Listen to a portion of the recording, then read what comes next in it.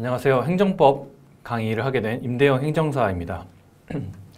지금 행정법 강의를 첫 시간이라고 해가지고 장황한 오리엔테이션이나 이런 것보다는 바로 핵심 강의부터 시작을 하도록 하겠습니다.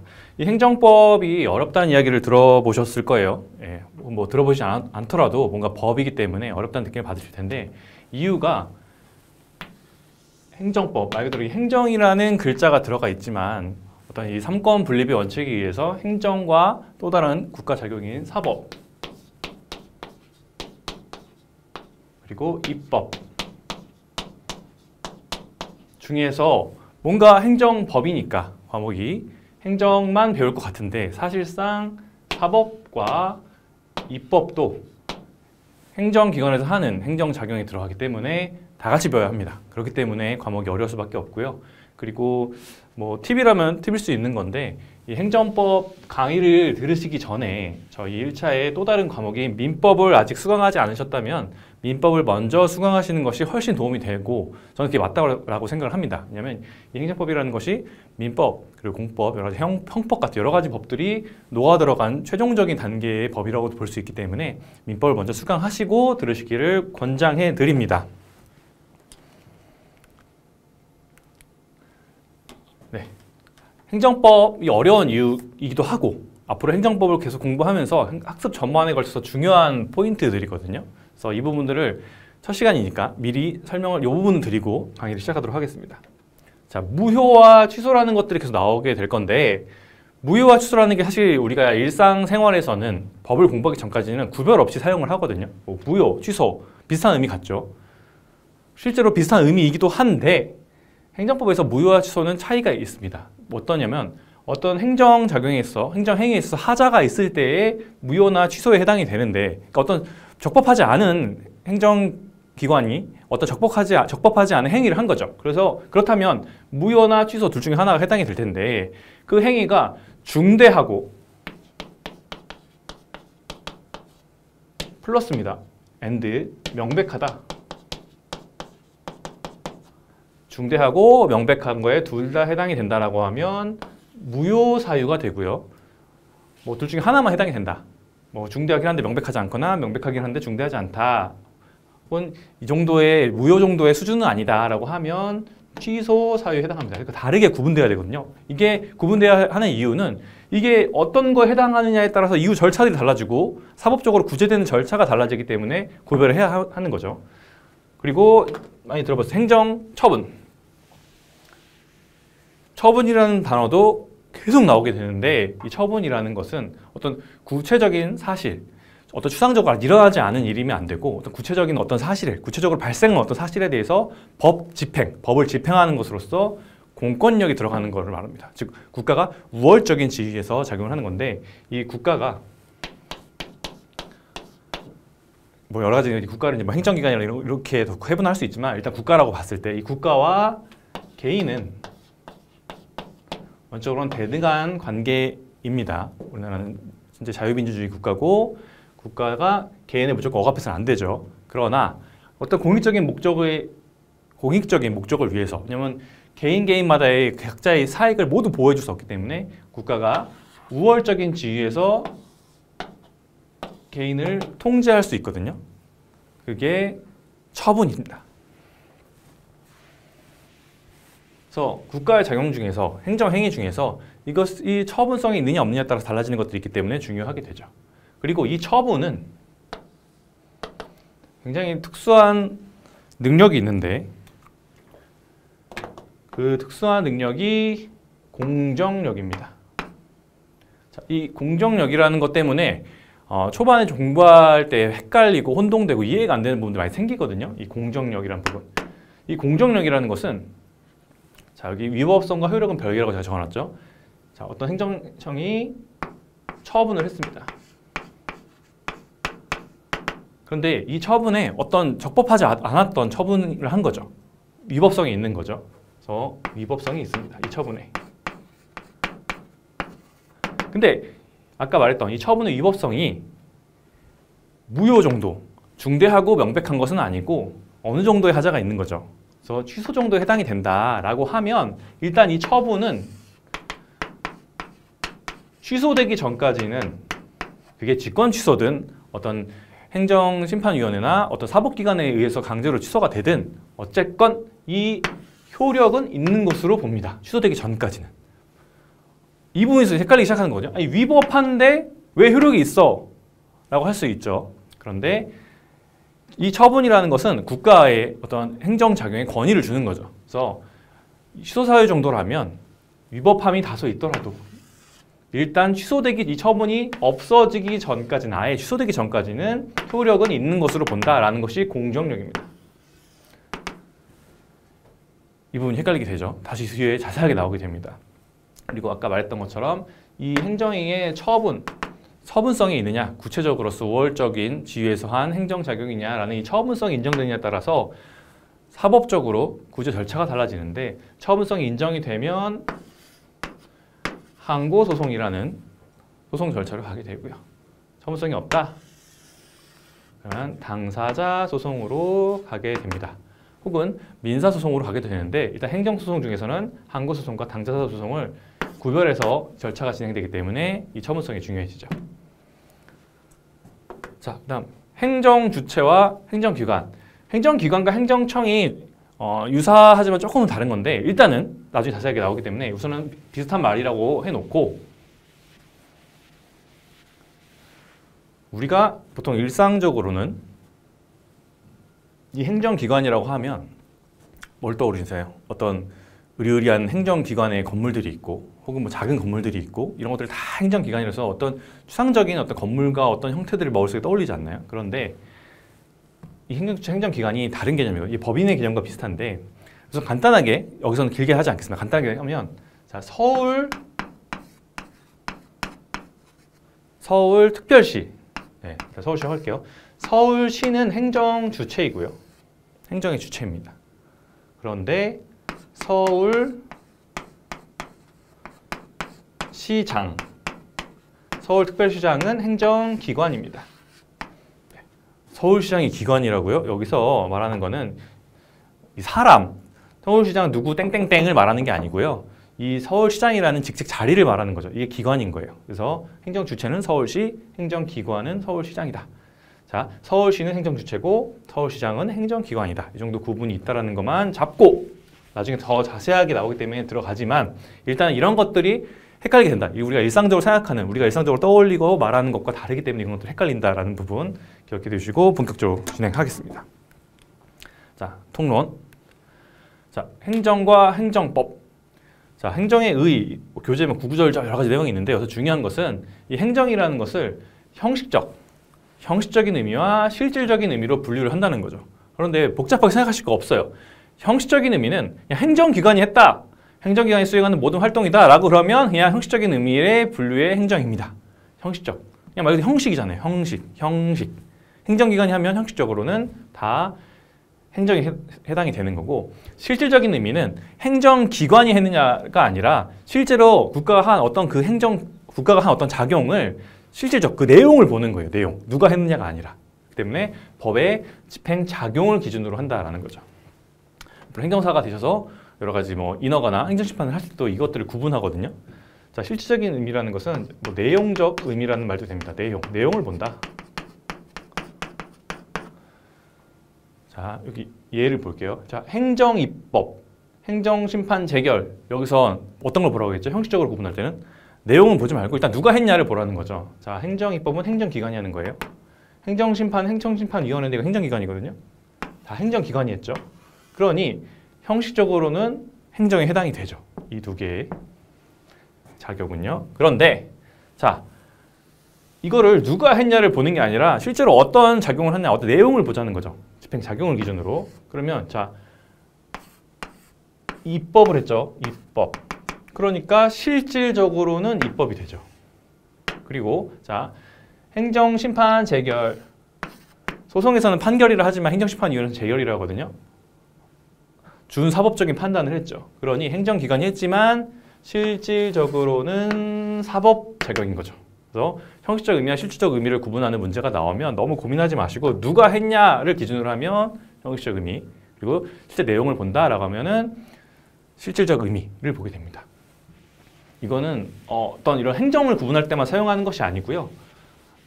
소송이라든가 어떤 행정 인허가나 행정 심판할 때도 계속 쓰는 문제거든요. 예를 들면 자, 근로계약서를 썼습니다. 근로계약서를 썼는데 이 반대로 할게요. 자, A라는 사업주와 B라는 개인이 계약을 했습니다. 그런데 이 계약의 명칭을 어떤 뭐 프리랜서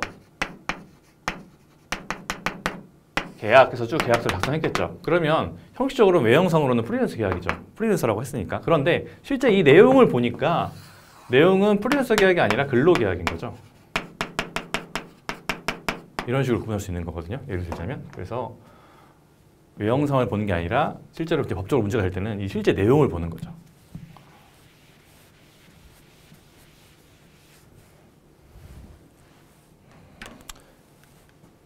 자, 기타 다른 방식으로 행정을 분류하는 것들을 보면 자, 공법상 행정과 사법상 행정이 나누어집니다. 자, 사법적이라는 것은 어떤 개인과 개인의 것들을 다루는 거죠. 예를 들면 A가 B에게 돈을 빌린다, 뭐 100만 원을 빌린다. 이거는 사법적인 거죠. 뭐 국가가 뭐 빌려주라 말아 하지 않고 얼마를 빌려줘 이렇게 하지 않잖아요. 개인들 간에 정하는 거잖아요. 그래서 이런 사법에 준하는 행정을 할 때가 있고요. 공법, 흔히 얘기하는 건축법 같은 거 보면 하도록 되어 있죠. 이렇게 여기서는 이런 용도를 지을 수 없다. 여기서는 이런 용적률과 이런 건폐율을 지어야 한다 이렇게 정해놨잖아요. 그래서 이런 공법적인 행정과 사법적 행정이 나뉘어지게 되고 그럼 이걸 왜 구별해야 되냐? 적용되는 법이 다른 거죠. 그렇기 때문에 권리 구제의 방식이 달라지죠. 민사소송으로 할 거냐, 행정소송으로 할 거냐 이런 것들이 달라지게 되죠. 그래서 공법상 행정은 공법 적용이 되고 행정쟁송으로 분쟁이 해결이 되고요.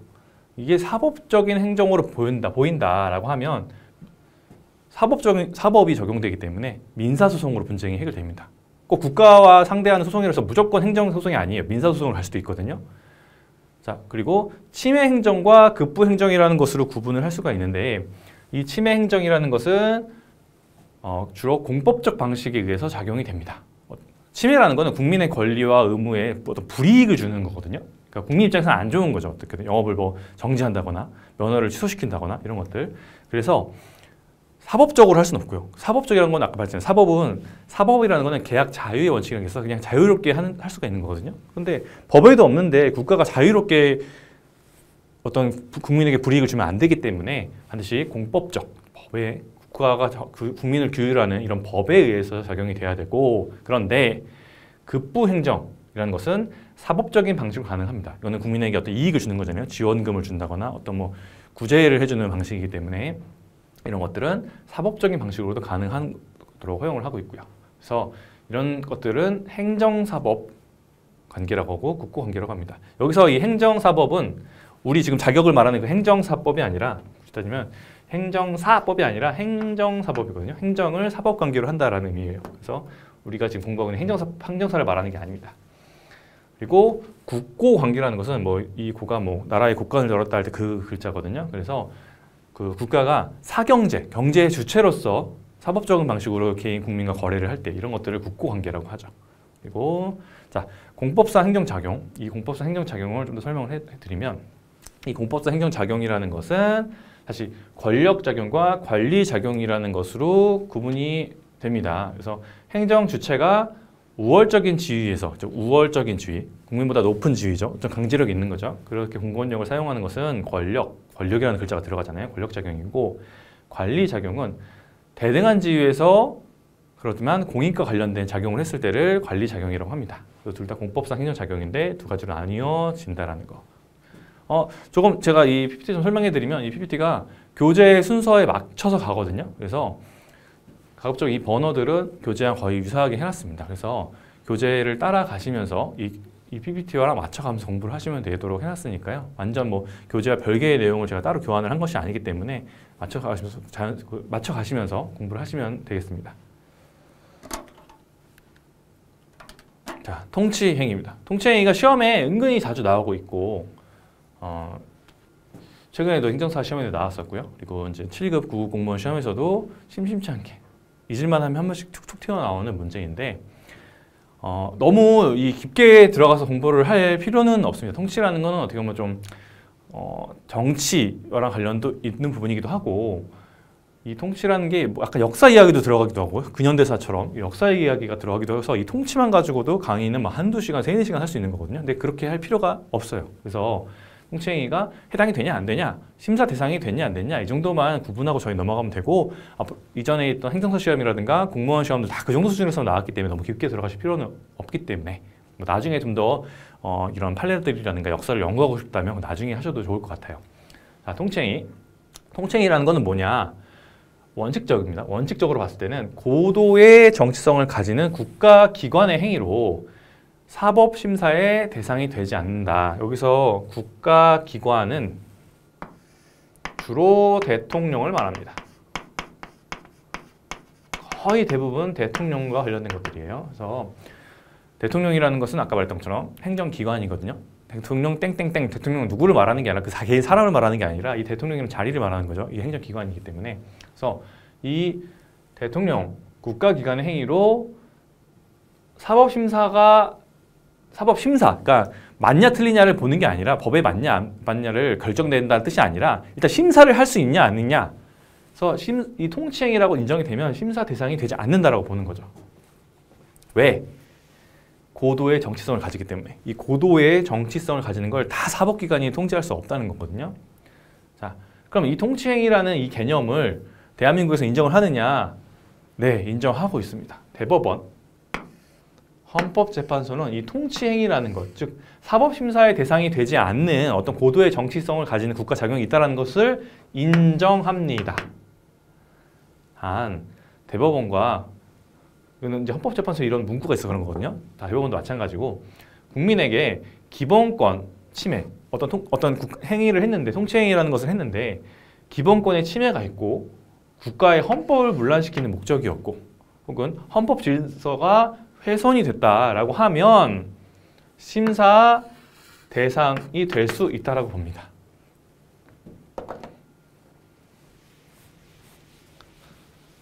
자, 통치행위는 판단하는 주체. 자, 통치행위가 국가 헌법의 질서에 맞았냐 틀렸냐, 즉 옳았냐 틀었냐, 적법했냐 아니냐 라는 것은 오로지 사법부가 판단할 수 있습니다. 사법부가. 자, 당연한 거 아니에요? 사법부가 원래 행정작용을 판단하잖아요. 자, 사법부가 이 통치행위의 행위 주체라고 하면 말이 안 되거든요. 사법부가 행위를 직접 하는 건 아니잖아요. 그래서 통치행위의 판단은 사법부가 한다라는 것 보시겠습니다. 이 통치행위는 아까 인정한다고 했잖아요. 대법원과 헌법재판소 통치행위를 인정한다. 인정하지만 그 인정은 지극히 신중하게 판단합니다. 왜냐하면 우리나라는 뒤에 나오겠지만 법치기 국가잖아요. 그래서 이 통치행위를 너무너무 넓게 해석해버리면 옛날 왕건 같은 그런 나라가 되는 거죠. 왕처럼 초월적인 법을 넘어서는 그런 권한이 초월적인 법적 권한이 커지는 거죠. 법을 초월하는 권한이 커지는 거죠. 그렇다면 국민에게 많은 불이익들이 발생할 수 있죠. 그렇기 때문에 이 통치행위의 인정은 아주 신중하게 하고 있는 거죠.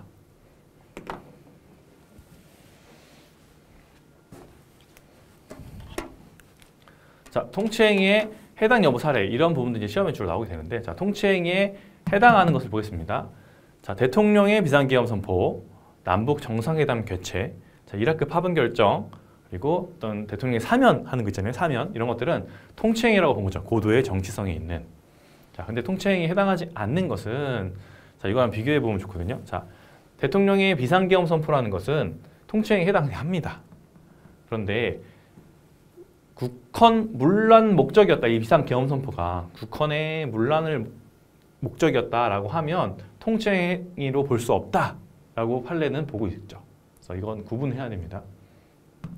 자, 남북 정상회담 개최는 통치행위가 맞다라고 봤어요. 이거는 고도의 정치성이다. 사법기관이 막 심사해서 맞다 틀리다 할 문제가 아니다라는 거죠. 그런데 이 정상회담을 개최하기 위해서 그런 과정에서 대북 송금 행위가 있었는데 이것은 당시 어떤 법적인 절차를 지키지 않았기 때문에 이건 통치행위가 아니다. 이건 심사하겠다라고 보았습니다. 자, 그리고 그러니까 이라크의 파병을 결정하는 것. 이라크의 파병을 결정하는 것은 이것도 어떤 고도의 정치성을 띈 국가 작용이지 사법에서 판단할 문제는 아니라고 봤어요. 뭐 만약에 그 헌재 판결문을 보시면 이런 부분에 있어서는 어떤 평가는 나중에 국민이 투표로서 그 정권을 대해서 어떤 평가를 내리는 거죠. 투표라는 게 어떤 정권에 대한 심판을 하는 거잖아요. 정권이 교체될 수도 있고 유지될 수도 있고 투표에 의해서. 그래서 이 이라크 파병 결정 같은 거는 이제 어떤 그런 국민이 선거권으로 결정할 문제지 사법부가 이래라 저래라 할 문제는 아니다라고 했습니다. 그런데 이거랑 유사하지만 다른 것이 한미연합 군사훈련 전시증원 연습 결정이라는 거는 한미연합 군사훈련이라는 거는 그냥 매년 하고 있는 거거든요. 이런 것들까지 통치행위로는 보지 않겠다라고 한 판례가 있습니다. 그리고 아까 사면과 특별사면은 통치행위라고 봤다 그랬잖아요. 근데 유사하지만 다른 것. 훈장 줘놓고 취소하겠다. 이거는 통치행위에 해당하지 않는다라고 봤습니다. 자, 그리고 좀 특이한 것. 통치행위에 해당하나 심사 대상이 된 것.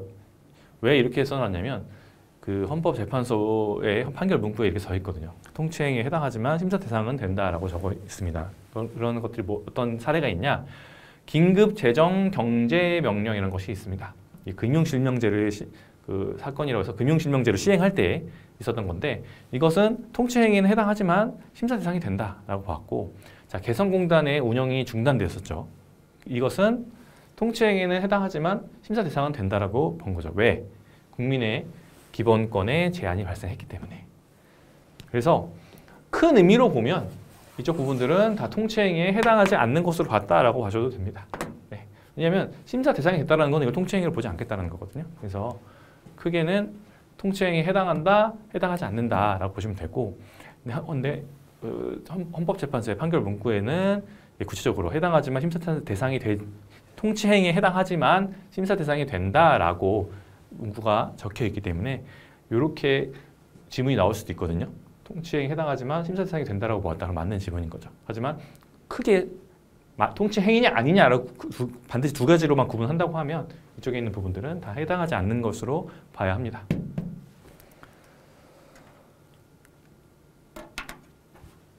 자, 2절 법치 행정의 원칙을 보겠습니다. 대한민국은 법치 국가라고 하죠. 법에 의한 통치를 하는 국가인데, 자, 이 법치 행정에는 원칙이 있습니다. 법률의 법규 창조력, 그리고 법률 우위의 원칙, 자, 법률 유보의 원칙이라는 것이 있는데 이거 하나하나 보도록 할 거고, 이 법치 행정의 원칙이 행정기본법 제8조에 있습니다. 행정자격은 법률에 위반되어서는 아니 되며, 그리고 국민의 권리를 제한하거나 의무를 부과하는 경우와 그 밖에 국민 생활에 중요한 영향을 미치는 경우에는 법률에 근거해야 한다는 조항이 있거든요. 자, 우선은 이 법률의 법규 창조력이라는 것.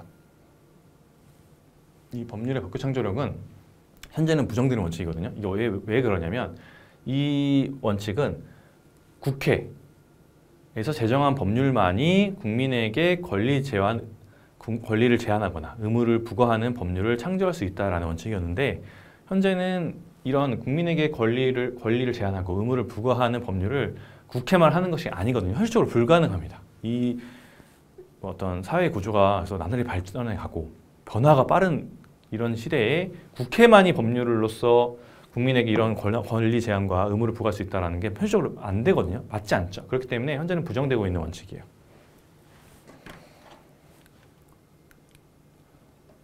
그래서 중요한 이제 법률 우위의 원칙입니다. 말 그대로 법률이 우위에 있다. 법률이 행정보다 우위에 있다는 원칙이거든요. 그래서 행정작용은 법률에 위반하여서는 안 된다는 원칙입니다. 네. 영업정지를 6개월만 하라고 법에 되어 있는데 공무원이 생각하기에 너무 심각한 문제라고 생각해서 막 3년짜리 영업정지 준다거나 이럴 수 없죠. 법에 되는 대로 줘야 되죠. 여기서 말하는 법률은, 자, 법률 우위의 원칙에서 말하는 이 법률에는 행정규칙을 제외한 모든 법규범을 포함하고 있거든요. 그래서 법률 우위의 원칙에서 말하는 법률은 헌법, 법규명령, 자치법규, 행정법의 일반 원칙, 관습법이 포함되고, 행정규칙은 제외한다는 것. 이 부분 주의해서 보셔야 합니다. 특이한 것이 행정법의 일반 원칙은 불문법이고 관습법도 불문법이거든요. 이것까지도 법률 우위의 원칙에서 말하는 법률에는 포함되는 개념으로 보는 거죠. 이 관습법. 관습법은 법률 우위의 원칙에서 말하는 법률에 포함이 되고 있습니다. 왜냐하면 법률 우위의 원칙이라는 것은 어떻게 보면 이 세 가지 원칙 중에 가장 강하게 적용되는 거거든요. 법이 행정보다 우위에 있다는 것은 제한 없이 행정의 모든 영역에 적용됩니다. 아주 강한 원칙이에요. 이것은. 그래서 수익, 심익적인 행정은 불문하고, 그리고 사법 형식의 행정작용, 그리고 사실행위, 그리고 행정 입법까지 포함해서 모두 적용이 되고 있는 원칙입니다.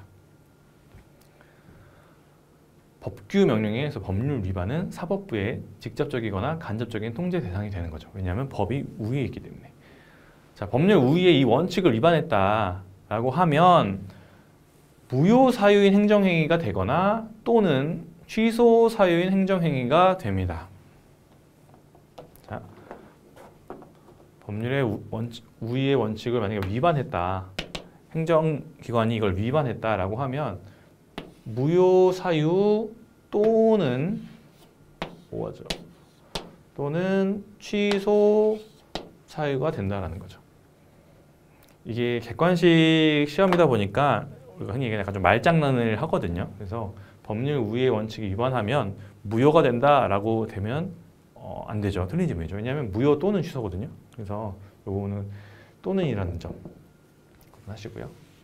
그리고 법률 우위의 원칙을 위반했을 경우에는 어떤 국민에게 손해가 발생했다라고 하면 국가 배상이 인정될 수 있습니다. 법이 없는데 마음대로 뭐 끌고 가서 구금해 놓고 이런 것들은 법률 우위의 원칙을 위반한 거죠. 그렇게 돼버리면 국가 배상이 인정될 수 있죠. 자, 다음 법률 유보의 원칙입니다. 여기서 말하는 유보는 어디에 뭐 맡기다, 누구에게 맡긴다라는 의미 정도로 보시면 되거든요. 즉 법률 유보의 원칙.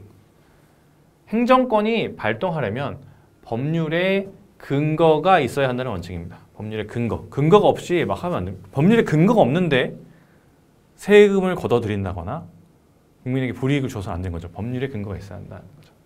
그럼 여기서 말하는 법률 유보의 원칙에서 말하는 법률은 어떤 거냐? 국회에서 제정한 법률을 말하는 거고, 또는 이 국회에서 제정한 법률에 그 근거가 있고 구체성과 명확성을 갖춰서 위임 입법했다. 자, 법에서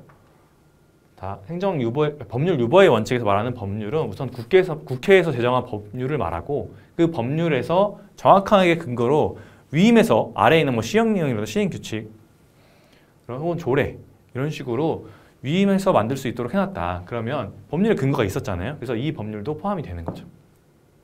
그런데 법률 유보의 원칙에서 말하는 이 법률에 관습법은 포함되지 않습니다. 관습법은 포함되지 않는다. 아까 법률 우위의 원칙과 다르죠. 그래서 시험에 내기 좋은 부분이죠. 자, 이 법률 유보의 적용 범위, 이 부분도 지금 시험에 나오기도 하는데, 어떤 이 법률 유보의 적용 범위에 따라서 중요사항 유보설이라는 것이 있고, 이론이 있고, 의회 유보론이라는 원칙이 있습니다. 이 두 개의 원칙이 있는데 사실은 유사하지만 좀 더 강화된 개념이죠. 의회 유보론이 좀 더 강화된 개념이라고 보시면 되거든요. 자, 중요사항 유보설은 국민에게 중요한 행정권의 조치는 침해, 급부 목적과 무관하게 침해냐 급부냐 이거에 무관하게 그 법률의 근거가 필요하다. 그리고 비본질적인 것은 행정입법 위임이 허용된다라는 거죠. 자, 국민에게 영향을 미치는 어떤 중요 사항들은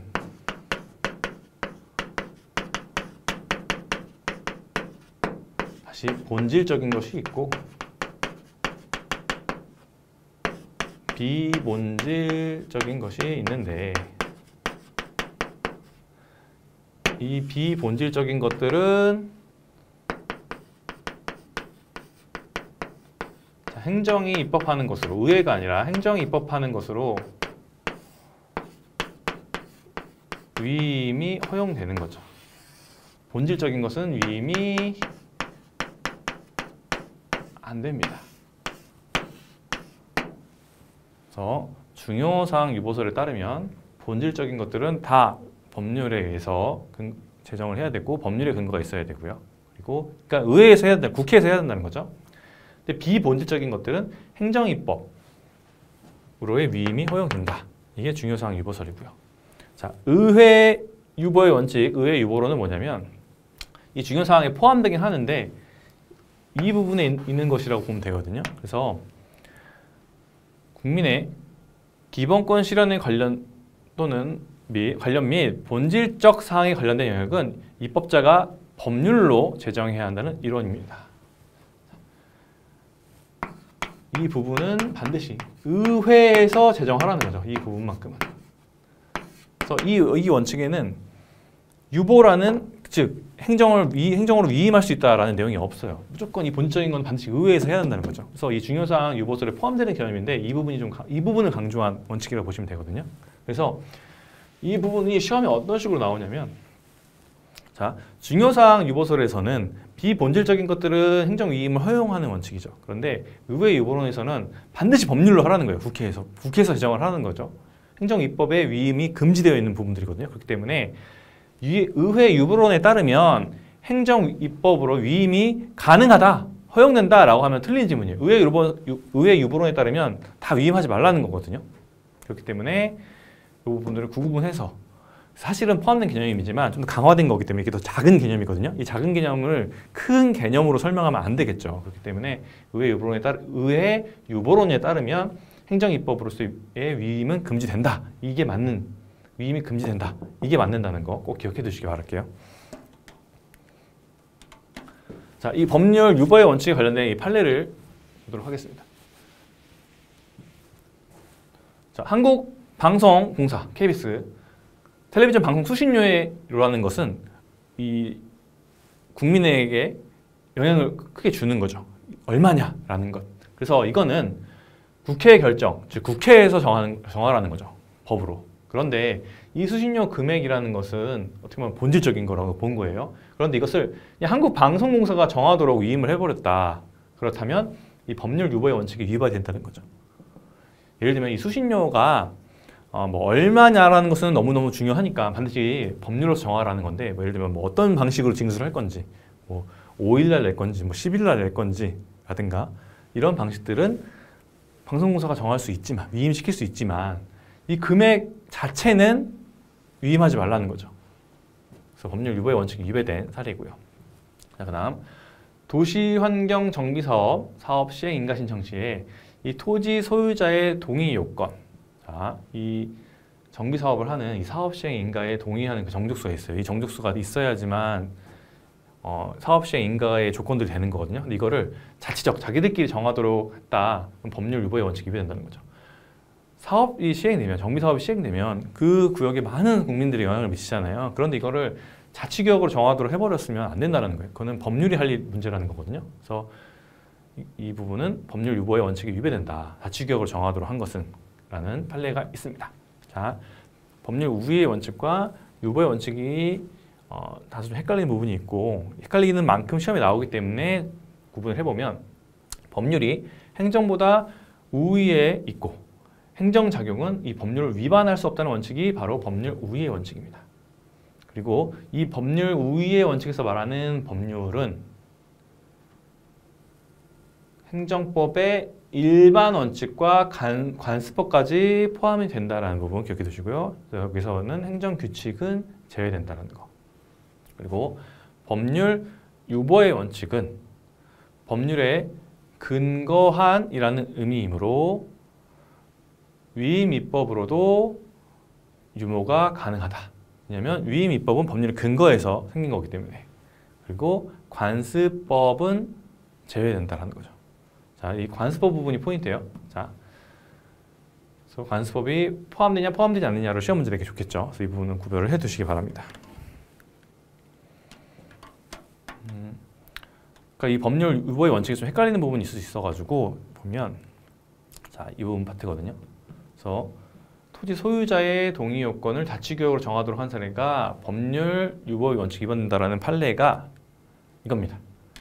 자, 토지 등 소유자가 뭐 긴 거 다 보실 필요 없어요. 그래서 이 동의 정족수를 자치적으로 운영하도록 한 규약을 정하도록 한 것은 법률 유보 원칙 위반된다라는 판례가 있고요. 그럼 반대되는 게 여기도 보면 여기는 자, 조합이 정비 사업을 시행하는데 사업 시행 인가 신청을 할 때 이 동의 요건을 정관에 위임하도록 한 것은 의회 유보의 원칙, 법률 유보 내지 의회 유보의 원칙에 위배되지 않는다라는 판례가 있습니다. 좀 반대되는 것처럼 보이는데 여기서 왜 이런 차이가 나왔냐면 여기서는 토지 등 소유자였고 여기는 조합이거든요. 이유가 이 조합을 설립하려고 하면 이미 어떤 이런 동의 절차가 있어야 되거든요. 요건들이 있어요. 그래서 이 조합을 설립할 때 이미 이 앞선 조건을 갖췄다라고 보는 거예요. 그렇기 때문에 그 이후에 동의 요건들은 법률 유보의 원칙에 위반되지 않는다라고 본 거죠. 그래서 이 부분은 구별하셔야 됩니다. 소유자와 조합의 차이.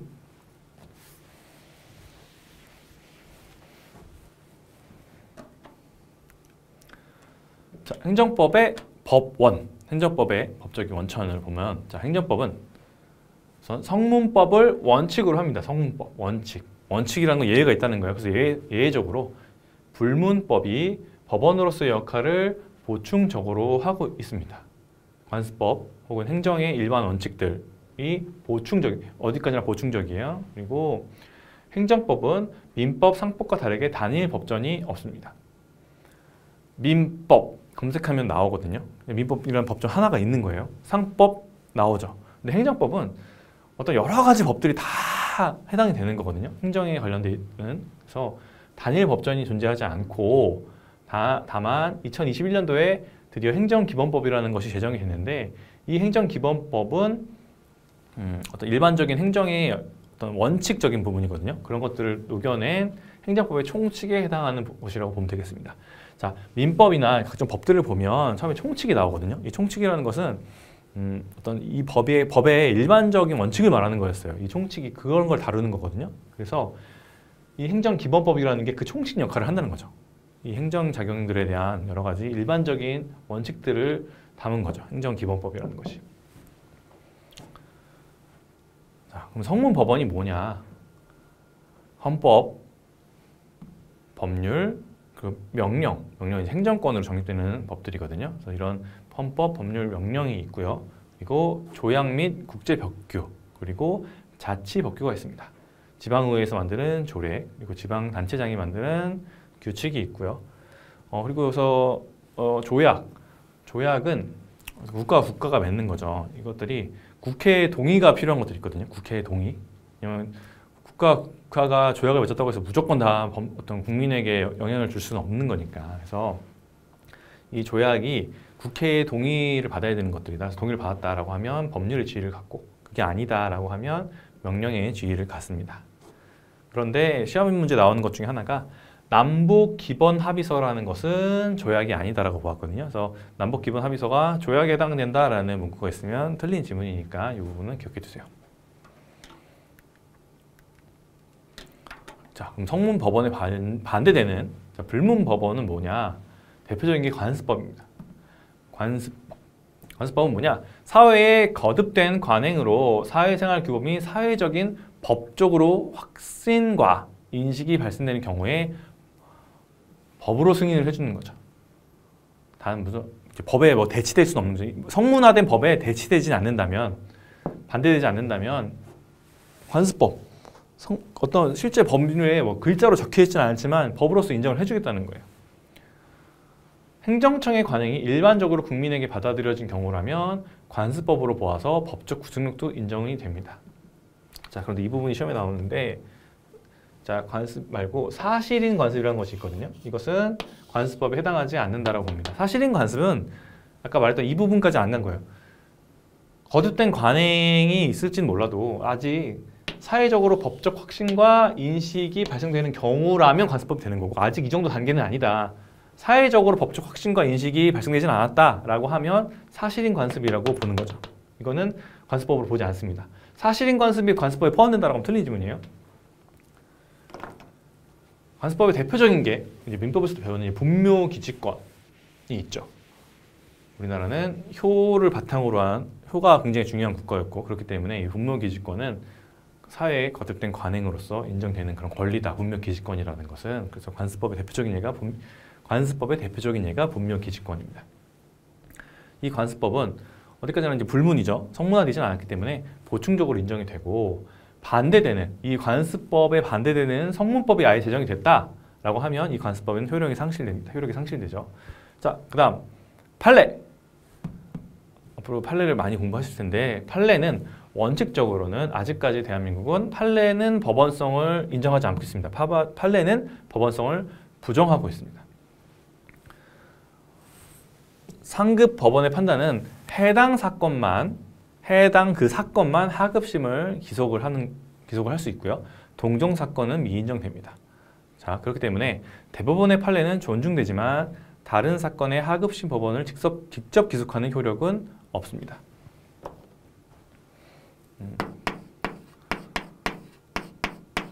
항소를 하고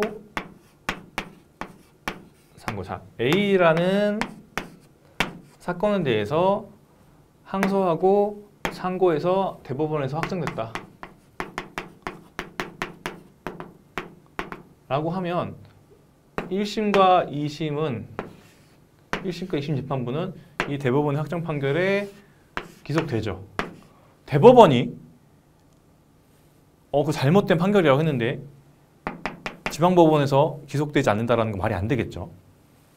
자, A라는 사건에 대해서는 기속력이 있다. 그런데 자, 해당 사건만 기속한다는 거예요. 동종 사건에 좀 유사성이 있지만 B라는 사건이 있다.